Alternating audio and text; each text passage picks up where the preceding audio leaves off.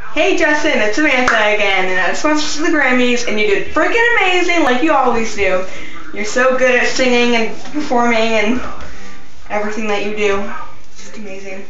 And the Never Say Never with Jaden was really good. I just think you're better than him though, just because you're hotter and stuff. So yeah, and so anyways, my dad also told me today, whenever I was at my photo shoot, that you shaved your head. And I was like, no he didn't. Why would he shave his head? That's like his #1 beauty on his body. I was like, he didn't shave his head. And so like, I watched the Grammys and obviously you didn't shave your head just because you had hair. You had your normal hair, it was like awesome and like to the side and everything. Perfect style. If only I had that hair. If I was a guy, I would have that hair. So yeah. So you didn't shave your head and that's a good thing. Don't ever shave your head.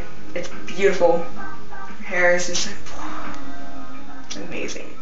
Yeah, so that's pretty much all I have to say. I'll probably post a video tomorrow with Lindsay again, because we have school tomorrow. But it's also Valentine's Day tomorrow, so happy early Valentine's Day. Love you so much, bye!